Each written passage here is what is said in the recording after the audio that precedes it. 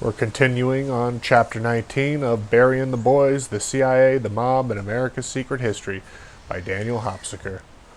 The Trial of the C-47. With the boys, it's never all fun and games. With them, there's almost always blood on the tracks. Whatever we come up with has got to be watertight, Ehrlichman told Nixon in a taped White House conversation in July of 1972. To which Nixon responds, John, if they had the confessions of some, that's really what, Ehrlichman agrees. And they'll not only have the 5 burglars, but the 2 mystery men, Gordon Liddy and Howard Hunt. That'll give the public a lot of blood. This is blood money, Diostato had told Kessler in New York, attempting to persuade him that he was not a man to be trifled with. Armed with C4 explosives, endlessly conspiring, cherishing their spycraft like it was the chivalric code, riding back in jeeps, defiant, dreamily detached from the mess they made and the blood they spill. These are the people we are talking about here, the boys.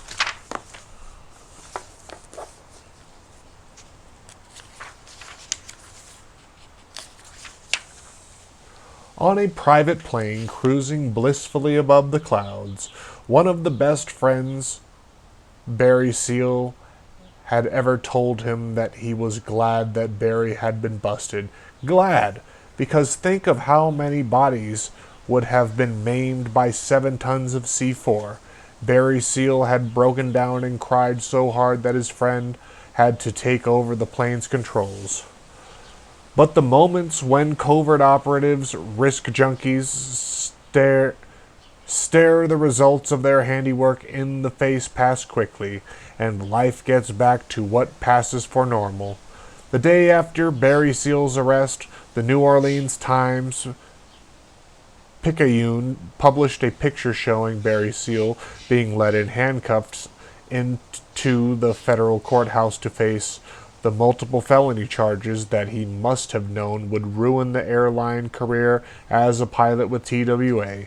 Yes, flanked by grim-faced federal marshals, Barry Seal was laughing as the flashbulbs popped, sporting the widest grin imaginable. We've always wondered why this man is smiling. Why is this man smiling? Was it that he had ice water in his veins, or did he know something we didn't? When Richard Harper was arrested, he said, it's almost the most ridiculous thing I've ever heard. When they slapped the cuffs on Barry Seal, he said, all I need is a bunch of Cubans after me. No one, as it turned out, was in a hurry to prosecute Barry Seal. The case took 2 years to come to trial, and as the trial delays dragged on, it today becomes apparent that putting the Mexican pipeline out of commission temporarily just for the duration of Nixon's agony had been the real goal of the operation. The arrests of assets like Seal, Kessler, and Harper had been unintended collateral damage.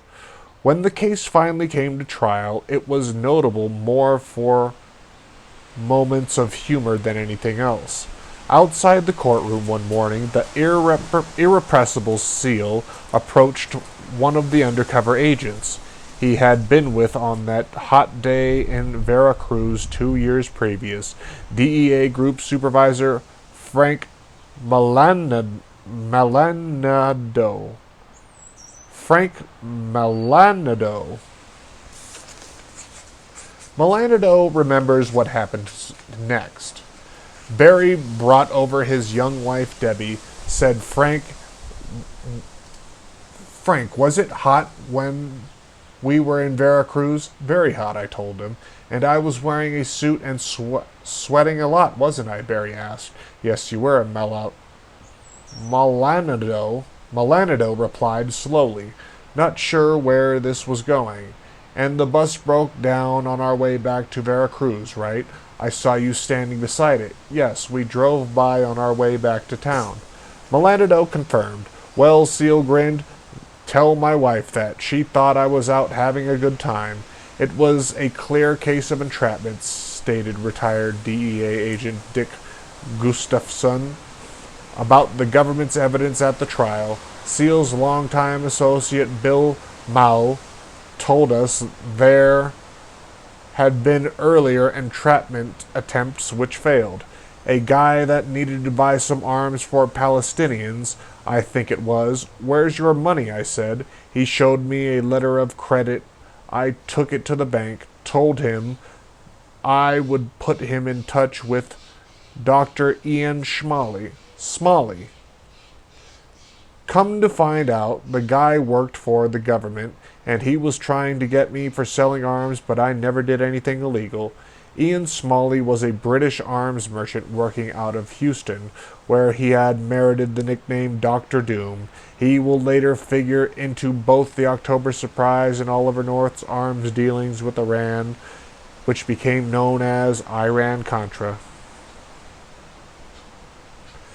Ian Smalley was an associate of ours, Mao said. He came to see us in Louisiana. We took him someplace on 149, a seafood place. He was married then, but he called me from his motel and asked where all the woman prostitutes were. So I called the sheriff, who said he didn't fool with them no more because they were nothing but trouble. When the trial of the C-47 finally got underway, government prosecutors promptly introduced into evidence an automatic weapon that had nothing at all to do with the charges against the defendants. Intentional misconduct is what the appeals court later called this move. In denying the government's half-hearted motion to retry the men, the Baton Rouge Advocate published editorials about the case. Why false evidence in government trial? Some serious questions may be raised about the intentions of prosecutors serving the U.S. government following the failure to obtain a conviction in New Orleans of 5 men arrested for conspiracy to smuggle explosives to Mexico, stated one editorial, which flayed around for a reason behind the intentional misconduct on the part of the federal prosecutor. U.S. attorneys are not normally suspected of throwing trials like judicial black socks. The editorial waxed indignant, but they could never figure out quite what was going on, and said so. Who, back in those more innocent times, would have guessed that the arrest of C-47 was meant only to temporarily interrupt the Mexican connection weapons and narcotics pipeline, just until Richard Nixon's mouth could be gently but firmly removed from the money end of its feeding tube.